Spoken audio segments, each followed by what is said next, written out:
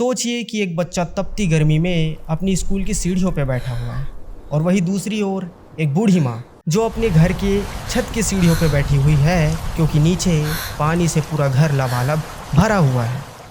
एक ही देश, एक ही समय, लेकिन मौसम ने दो अलग अलग चेहरे पहने हुए हैं। एक वो चेहरा जो पूरी दुनिया को जला देगा और एक ऐसा चेहरा जो पूरी दुनिया को डुबा देगा।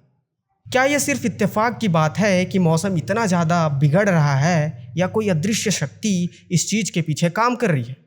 दोस्तों, आज की इस वीडियो में मौसम और उसका बिगड़े मिजाज के पीछे जो कारण है उसके बारे में हम बात करेंगे, तो बने रहिए वीडियो के अंत तक। मेरा नाम है आयुष कुमार द्विवेदी। चलिए वीडियो को शुरू करते हैं। जिस अदृश्य शक्ति की हमने बात कही थी जिसके कारण जो हमारा मौसम है वो चेंज हो रहा है दोस्तों, वो है जलवायु परिवर्तन। जलवायु परिवर्तन एक ऐसी समस्या है जो न सिर्फ भारत की है बल्कि पूरी दुनिया आज इस वैश्विक समस्या से जूझ रही है। अगर जल्द से जल्द मानव जाति ने इस समस्या को दूर नहीं किया तो शायद वो दिन दूर नहीं जब हमारी पूरी सभ्यता समाप्त हो जाए।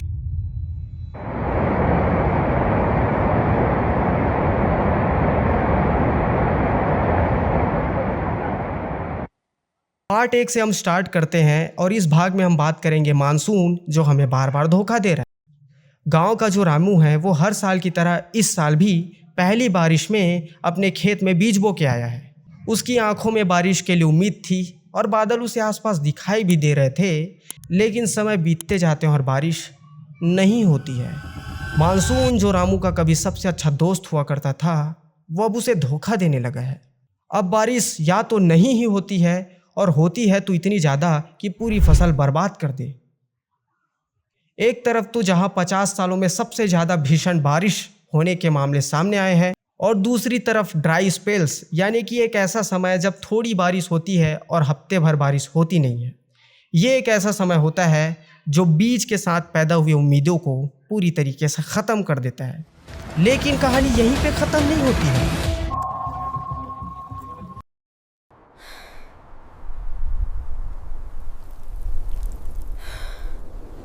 राजू एक मजदूर है और उसका काम है दिल्ली में मजदूरी करना।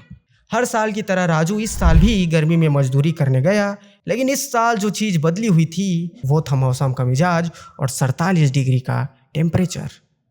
रामू जो है वो गर्मी की वजह से झुलस के बैठ जाता है, वो काम नहीं कर पाता और अब उसकी जो कमाई थी पहले से आधी हो गई है।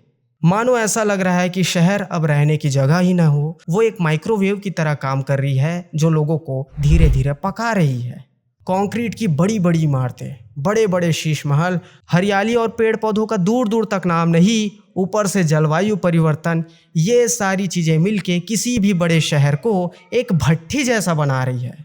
ये सारी चीज़ें मिलके एक ऐसा सिस्टम बनाती है कि शहरें 5 से 10 डिग्री ज़्यादा गर्म होती है। लेकिन सोचने वाली बात यह है कि जब हवा और पानी दोनों ही गर्म हो जाए तब क्या होता है दोस्तों? तब होता है तूफान का जन्म।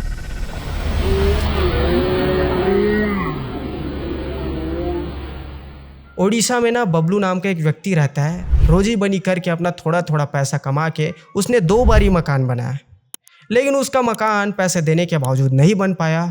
पूछिए क्यों? एक बारी जब उसने मकान बनाया था ना तो अम्फान नाम का एक तूफान आया और उसने उसके पूरे घर को उड़ा के ले गया। और दूसरी बार जब उसने घर बनाने की कोशिश की तो फैनी नाम का एक तूफान आया और फिर से उसने उसके घर को तबाह करके चला गया। उसकी सारी की सारी मेहनत धरी की धरी रहेगी और उसके मकान, ये जो बड़े बड़े तूफान आते हैं उसमें किसी पत्ते के समान उड़ के खराब हो जाते हैं, तहस नहस हो जाते हैं। जब भी बबलू अब तूफान का नाम सुनता है वो अब थर थर कांपने लगता है। वो अब पहले जैसे नहीं रहा। पहले सुनने में आता था कि जो बंगाल की खाड़ी है वो तूफानों का अड्डा है, वहीं से तूफान आते थे। लेकिन अब ग्लोबल वार्मिंग के चलते जो अरब सागर वाला जो क्षेत्र है वो भी तूफानों का अड्डा बन चुका है। हालात अब ऐसे हैं कि बहुत सारे तटीय क्षेत्र, चाहे बात हो कर्नाटका की, चाहे बात हो गुजरात की, चाहे बात हो कर्नाटक की या चाहे बात हो महाराष्ट्र की, ये एक ऐसी जगह हैं जो अब बिल्कुल भी सुरक्षित नहीं है। लेकिन जब बात तूफानों की होती है तो वो तटों के आसपास के क्षेत्रों को प्रभावित करती है। लेकिन सिर्फ यही चीज़ें रुकी नहीं हैं, पहाड़ों में भी एक ऐसा दानव पल रहा है जो पूरे देश को बर्बाद करने का काम कर रहा है। पिघलता हुआ हिमालय एक साइलेंट इमरजेंसी। हिमालय पर्वत जो बहुत सारे लोगों के लिए पूजनीय है। हिमालय एक ऐसा पर्वत जो पूरे भारत देश के लिए जीवनदायिनी है। वो एक ऐसी जगह है जो कई सारी नदियों और झीलों का उद्गम स्थल है और वहाँ का पानी पूरे भारत देश की प्यास बुझाता है। लेकिन हालात ऐसे हैं कि जो हिमालय है वो पानी देने की बात तो दूर, वो खुद ही सूख रहा है। होता क्या है कि जो हिमालय पर्वत में जो ग्लेशियर है, जो छोटे छोटे बर्फ के टुकड़े हैं, वो धीरे धीरे पिघल के नदियों का निर्माण करते हैं और वही नदियों का पानी पूरे भारत देश में बह के हमारी प्यास बुझाता है। लेकिन आलम यह है कि अब जो ग्लेशियर है वो लगातार पिघलते जा रहे हैं। कुल मिला के एक ऐसी स्थिति निर्मित हो जाती है जब वो एक गुब्बारे की तरह, पहले तो वो तेजी से पिघलती है जिससे बहुत सारा पानी एक गुब्बारे जैसा फूल जाता है और अचानक से तबाही के जैसे वो फट जाता है। उदाहरण के तौर पे केदारनाथ में जो घटना हुई थी और चमोली में जो घटना हुई थी वो इसी का एक जीता जागता उदाहरण थी। भविष्य में क्या होगा वो तो छोड़ो, वर्तमान में क्या हो रहा है कि ये जो ग्लेशियर, ये जो पानी है वो तेज़ी से पिघलते जा रहे हैं। तो क्या हो रहा है कि जो गंगा नदी है, जो ब्रह्मपुत्र नदी है और जो यमुना है, ये एक पतली धार के रूप में दिखाई दे रही। आज की जैसी स्थिति है ना, ऐसा ही काम भविष्य में होता रहा तो गंगा नदी, जो ब्रह्मपुत्र है और जो यमुना नदी है, वो एक नदी नहीं रहेंगे, वो नाले के जैसे पतले हो जाएंगे। और आज 2025-26 में तो बहुत सारी नदियों का ऐसा ही हाल है। कई सारी जगह और कई सारी नदियाँ ऐसी हैं जिसके ऊपर बड़े बड़े पुल तो बन गए हैं और जब पुल से नीचे देखो तो नाले जितना भी पानी नहीं होता।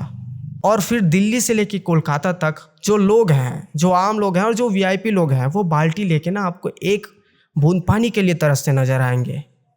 चाहे बात हो बाढ़ की, चाहे बात हो सूखे की या भीषण बारिश की, ये सब एक ही कहानी के अंतर्गत आते हैं। वो एक कहानी है बदलाव और उस बदलाव का नाम है जलवायु परिवर्तन। और अगर हमने इस जलवायु परिवर्तन का ठीक से निपटारा नहीं किया, अगर हमने ठीक से इसका इलाज नहीं किया ना, तो आने वाली पीढ़ियाँ हमें खूब गाली देने वाली है कि यार तुम इंसान कितने मूर्ख थे जिसने समय रहते कुछ किया नहीं। पेड़ लगाओ, पानी बचाओ, इलेक्ट्रिसिटी बचाओ, कचरे को यूज़ करो दोबारा। पर ग्राउंड रियलिटी ये है कि ये जो जलवायु परिवर्तन है ना, वो एक इकोनॉमिक लेवल पे काम करता है। एक्चुअल जो इसका कारण है कि जो दुनिया में 1% जो लोग हैं ना, जो बहुत ज़्यादा रईस है, जो हमारे चेहरे के सामने हीरो बनते हैं, उन्होंने इतने पैसों के साथ ना एक और चीज़ भी अपने हाथ में कैप्चर करके रखा है। उसको बोलते हैं भाई पैसे। और वो पैसा न सिर्फ हमें कंट्रोल करता है बल्कि पूरी की पूरी दुनिया को कंट्रोल करने में लगा हुआ है। जब चाहते हैं पेड़ काट देते हैं। यकीन नहीं होता तो आप छत्तीसगढ़ में देखिए किस तरीके से बड़े बड़े जंगल है वो XYZ आदमी के द्वारा कटाया जा रहा है।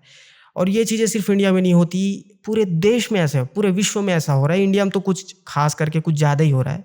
स्थिति ये है ना कि जब पेड़ को ना काटने के लिए आदिवासी उसका विरोध कर रहे हैं कि भाई आप पेड़ को मत काटो, उसके लिए फौज लोग आ रहे हैं कि भाई तू हट जा, हमें काटने दे पेड़ को। ये ऐसी स्थिति हो रखी है देश की। इकोनॉमिक इनइक्वालिटी तो है ही, लेकिन कुछ ज़्यादा ही उनके पास पैसा है, पावर है। इसका परिणाम हम सबको भुगतना पड़ेगा, क्योंकि सीरियसनेस ना लोगों में है, ना गवर्नमेंट में है, ना ही किसी वर्ल्ड के लीडर में है। सिर्फ अपना जेब भरने में लगे हुए हैं। ग्लोबल वार्मिंग का कुछ नहीं होने वाला है अगर लोग सजग नहीं हुए। ये जो वीडियो थी जागरूकता फैलाने के लिए है, डराने के लिए नहीं, लेकिन जो सच बात है वो मैंने आपके सामने बता दिया है। ग्लोबल वार्मिंग का कुछ नहीं होने वाला, सीधी बात बता रहा हूँ आपको। बाकी आपको ये वीडियो कैसी लगी बताना ज़रूर कमेंट करके। बहुत बहुत धन्यवाद अगर आपने यहाँ तक वीडियो देखा है तो। Thank you so much.